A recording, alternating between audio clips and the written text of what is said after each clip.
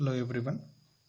So in this class we will study what is a subring and few examples on subrings, and we discuss on some properties of the rings regarding the cardinality.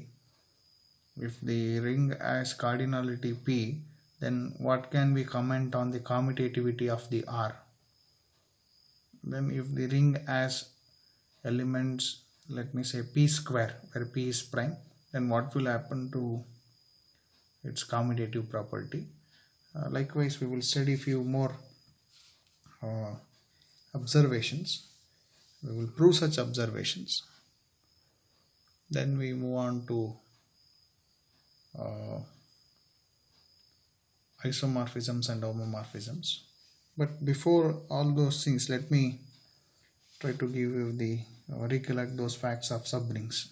What is exactly a subring? See, you have a ring R. First of all, if I want to say a subring, it must be a subset of the ring R. So S is a subset of R. Obviously it should be non-empty, because if it is empty, then everything will be vacuously true. So it should be non-empty. So it's a non-empty subset of R. It is said to be a ring, or else a subring, if S is a subring of R, if S is itself a ring with respect to the same operations defined on R. So what all the operations defined on R with respect to the same operation, S should be a ring. Then we say that S is a subring of the ring R. And we can say a subset S of the ring R is a subring if these two properties are satisfied. Then we say that it's a subring. The first property is, whenever A and B are in S, that should imply me A minus B is in S. Whenever A and B are in S, it should imply me its closure. It's closed with respect to multiplication. And here these two properties are enough. That means these two properties will induce all the other properties for a ring. Okay. So we will check these two if we want to say it's a subring or not. However, let me give you some examples, then it will be clear. See, let me think in this way. Let me think about the subset. That is, particularly if I have Z or else Q, set of all rationals, then I can think about Z is a subring of Q. I write by this symbol. It stands for subring. Similarly, Q is a subring of set of all real numbers, followed by it's a subring of set of all complex.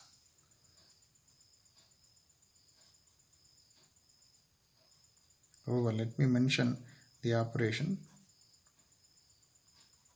then it would be, because the operation must be same, then only we think about the concept of subrings. So it's a chain of subrings. Now, in fact, consider any Z. Think about Z. Then consider 2Z. 2Z in the sense multiples of 2. 0 plus or minus 2 plus or minus 4. Add any two elements. It's an even number. It's also even number. So its addition or else subtraction will be again an even. Multiply any two, you will get an even number. So that means these two properties will always hold. So 2z is a subring of z. Is it clear? So in general, nz is a subring of z. Nz is a subring of z. And we think about few more examples on this subrings. 0 to 4, let me say the set is S. Okay, is a subring of Z6. Operation is same, Z6 multiplication modulo 6. So the same operation is not changed. Now one confusion is there. Someone will ask whether Zn is a subring of Z. Whether Zn is a subring of Z, because Zn contains integers. Okay, and I took integer. Agree, it's a subset. But how to say whether they are subrings? Can we think about this? No. Because operation should be same, that's what. With respect to the same operation defined on R. So this is the ring R, and the operation defined is usual addition and usual multiplication. How about this? In Zn the operation is, with respect to addition, it is additive modulo n, multiplication modulo n. But whereas here the operations are different, so you cannot think they are the subrings. Okay, no way of thinking likewise. It's, if you choose likewise, yeah, it's a subring, it's mathematically blender, because the definition itself stresses us the operation should be same. Okay, however, if we think about what are the subgroups of Zn, it's okay, just restrict to Zn with respect to same operation, additive modulo n and multiplicative modulo n. Can we list what are the subrings of this Zn? What are the subrings of this Zn? So if m divides n, then m Zn is always a subring of Zn with respect to the same operation. Keep this in mind. This is possible if m divides n, then mzn is a subring of Zn. See, n is same here. Is it clear?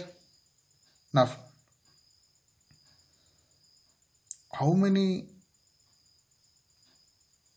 subrings does Zp have if P is prime?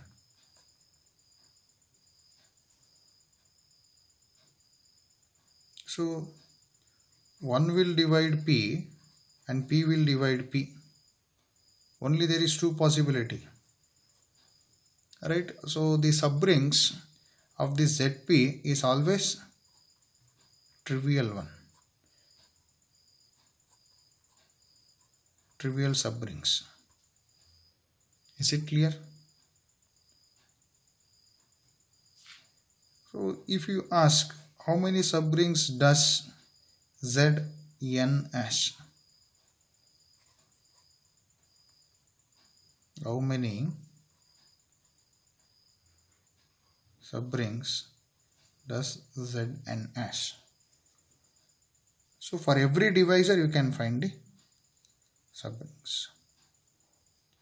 Similar to your group, it is for every cyclic group of order n, there exists a unique subgroup. If you have a divisor D, there exists a unique subgroup of order D.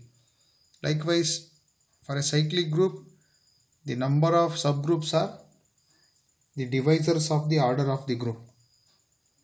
Here, if you think about this, how many subgroups are there for Zn, then it's nothing but, if we think about likewise how many subrings does Zn has, then it's nothing but it's nothing but the divisors of n. How to think about the divisors? Let me decompose it in terms of prime decomposition. P1 alpha 1, P2 alpha 2, let me say Pk alpha k. It's nothing but tau of n, number of positive divisors, which is alpha 1 plus 1, alpha 2 plus 1, alpha k plus 1. Is it clear? But how many subgroups does Z3 has? Subrings does Z3 has? 3 is prime. So 1 and 3 are the only divisors. So it has 2, that is trivial. How many subrings that Z4 has? 4 is nothing but 2 square. So it is divisible by 1, 2, 2 square. 3 divisors. Is it clear? So Z4 is the first, that is 1 into Z4. 2 into Z4 is the other subring. 4 into Z4 is the another subring. Is it clear?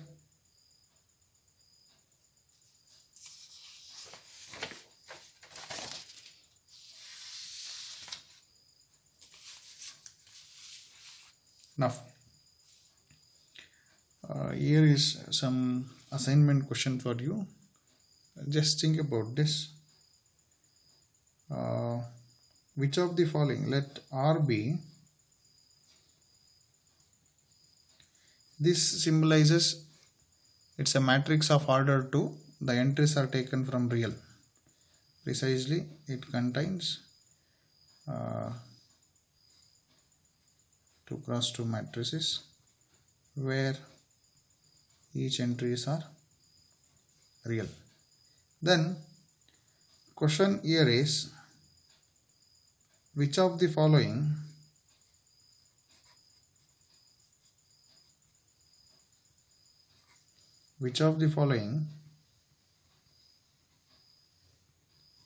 is a subring of R? R is this M2 of R. First thing is set of all diagonal matrices of order 2 cross 2. Second is upper diagonal matrices. Third is matrices of determinant 0. Fourth one is matrices of determinant 1. Fifth question is matrices of the form, see, 0 star 0 star, and this star represents, it can be any real number which is non-zero. Star means it belongs to set of all real numbers. I will think in this way. Star is a real number. Don't exclude that 0. Star is any real number. Okay. Other question is 0 star 0, whether it will be a matrices. This and all are the basic examples. So I won't go all these things in a detailed way. But you can check these things. You studied all these things in your BSc level, because if you work out these things, then something will be, you can just analyze how to think about a subring, or else how to apply the test for the subring. You can examine them. Keeping that in mind, I just gave this simple example. You can do this.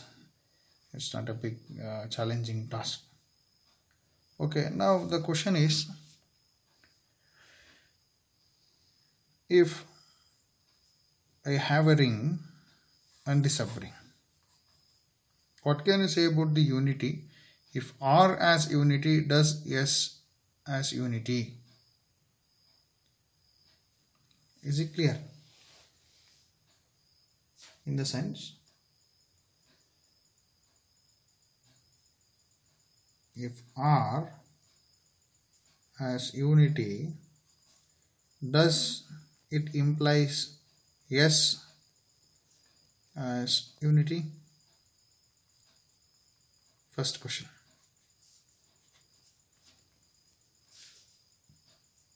Need not be. For this case, take S equals to set of all even integers and let R be integers. So R as unity, that is 1. Z as unity, that is 1. But whereas here it doesn't have unity. So need not be. For the question 1, need not be. Next question is, R doesn't have unity. Does S can have unity? R does not have unity.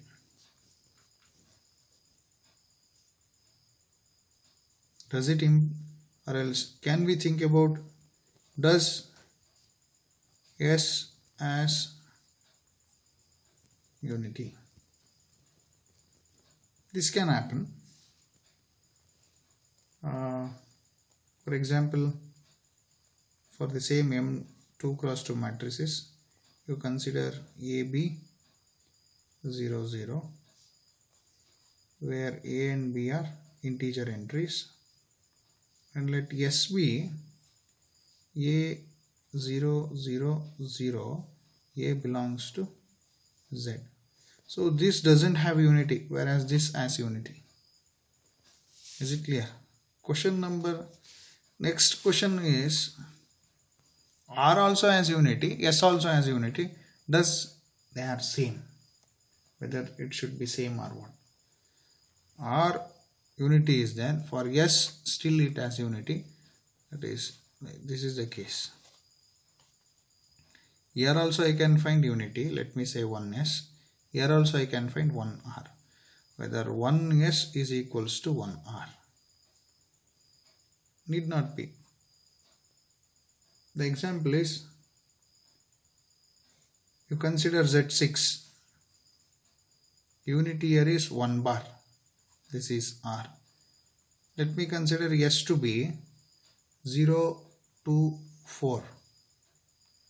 For this, unity will be 4. Unity is 4. And here I have 1 bar, 0 bar, 2 bar, 4 bar, let me say. So unity for R is 1R is 1 bar, whereas 1S is 4 bar. They are not equal. Is it clear? So these things already it's discussed in the lower classes, but however, let me brush up them so that we can just think about the properties of the rings in a understanding way. Okay.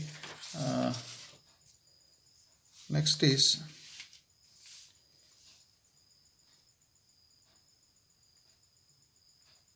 I just write it as an observation. You can prove these things. Try to prove this. It's interesting. If AI, where I is an indexing set, is a collection of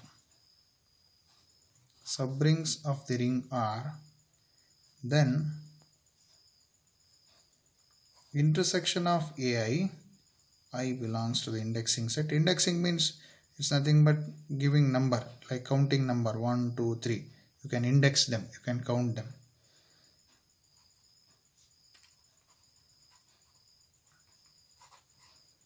Intersection of any two subrings is always a subring.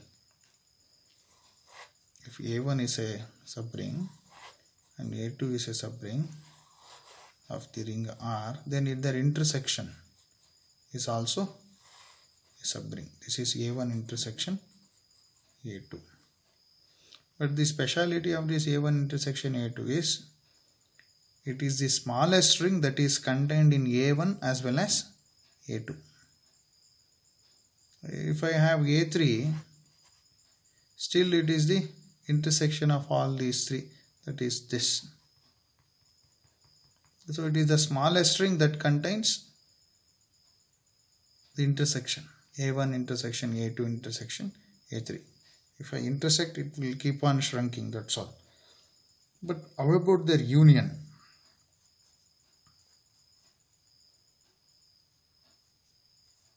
Whether it's a subring, need not be. For example, 2Z and 3Z are subrings of Z, but their union is not a subring of Z. Is it clear? So you can take 2 and here you can take 3, you can subtract them.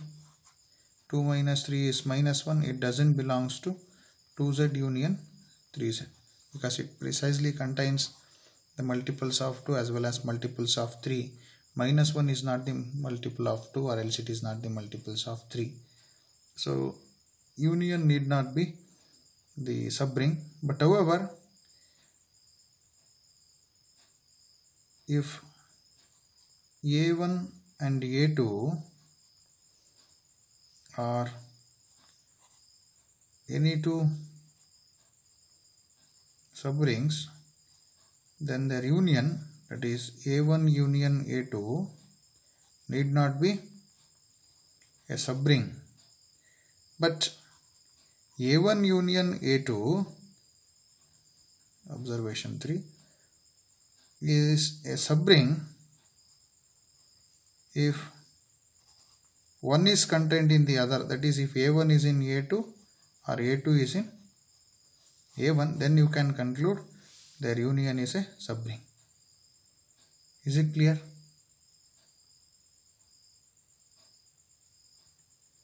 However, sum of two subrings is also not a subring. For example,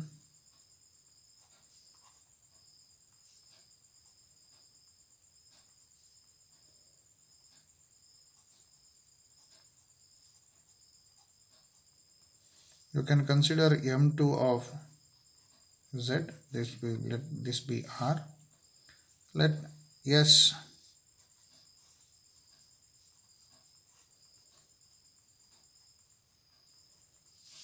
be this kind of matrices and T be 0 C 0 0 C belongs to Z. Let this be this kind of matrices. So these two are subrings, you can check this. But S plus T, it is AC and B0, where A, B and C are the integers. But this S plus T is not a subring. You can check this. That's what for examining you can go for those properties. Whether it is closed with respect to multiplication, whether it is closed with respect to subtraction, you need to check. Is it clear? Then we just, as I said earlier, let me think about this case. What will happen to the ring if the ring has some order P and order P square? So first is a ring of order P, where P is prime, is commutative. What else this says? So I have a ring of order, let me say 5, or else consider Z5 with respect to additive modulo 5 and multiplicative modulo 5. Undoubtedly I can say its order is 5, so it's always commutative. How to think about this? You see,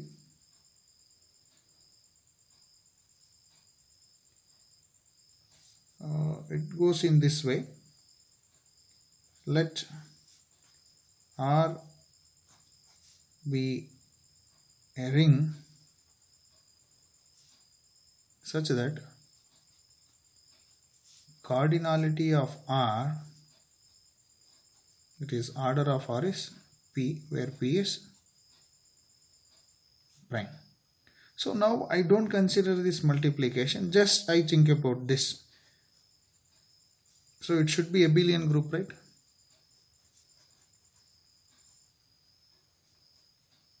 By the definition of the ring.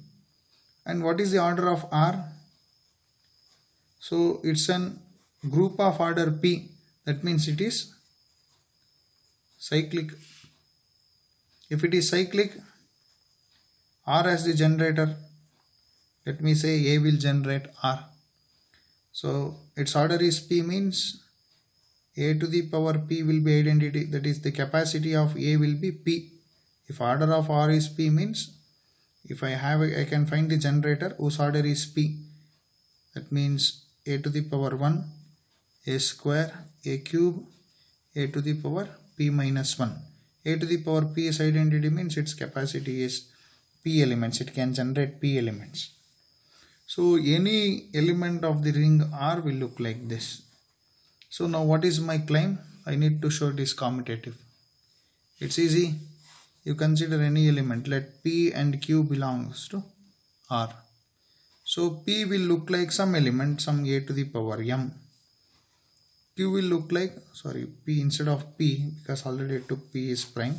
Let me say S and T belongs to R. So S will look like some A to the power M and T will look like some A to the power N, because any element will look like the power of A. So what is ST? It is A to the power M into A to the power N. So the laws of indices will hold. So A to the power M plus N, which is nothing but A to the power N plus M, which is A to the power N into A to the power M. A to the power N is nothing but T into S. So S into T is T times S. So I can say any ring of order P is commutative. Next thing is, what can you say about a ring of order P square?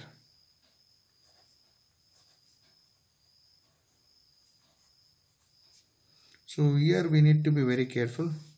It falls into two cases. If R as unity, then R is commutative.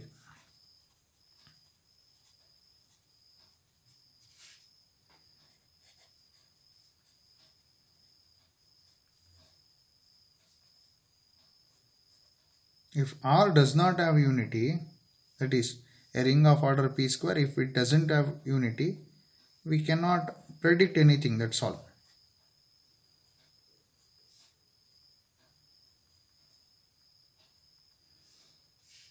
Is it fine? So it falls into these two cases. First I will try to give you an example which is not commutative.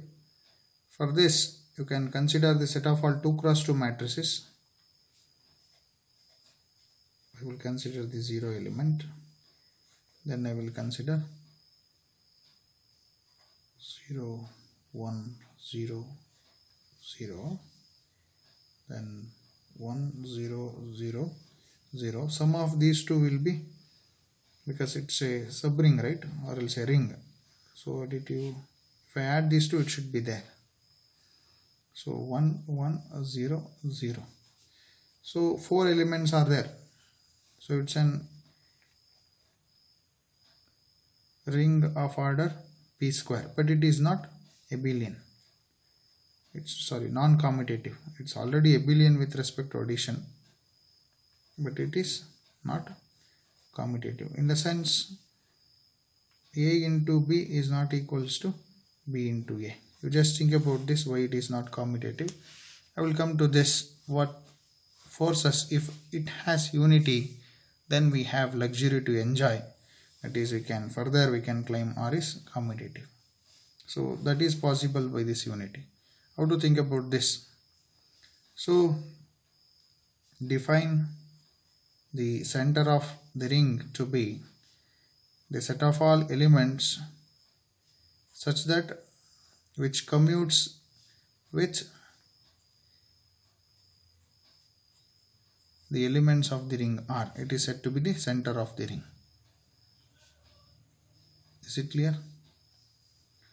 Now, if Z of R is equals to P square, we are done, because it's an order of R is P square. Everything is center means it satisfies commutative law with respect to multiplication. But how to show this?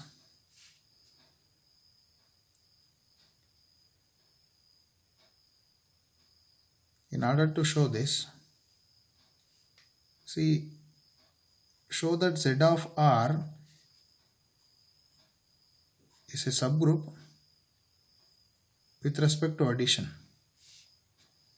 So if Z1 and Z2 are in Z of R, show that Z1 minus Z2 is in Z of R. Then we can claim it's a subgroup with respect to addition.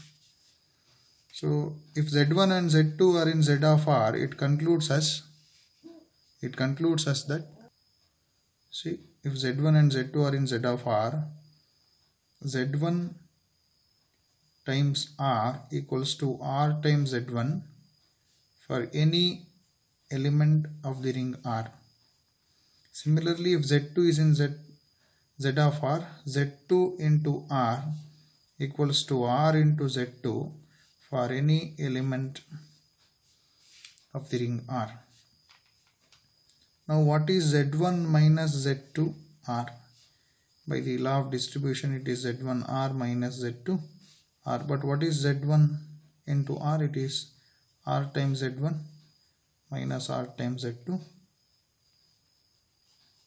So Z1 minus Z2 into R is R into Z1 minus Z2. In the sense, it's a subgroup with respect to addition. So Z of R is a subgroup with respect to addition. So by the Lagrange's theorem, what should be order of Z of R?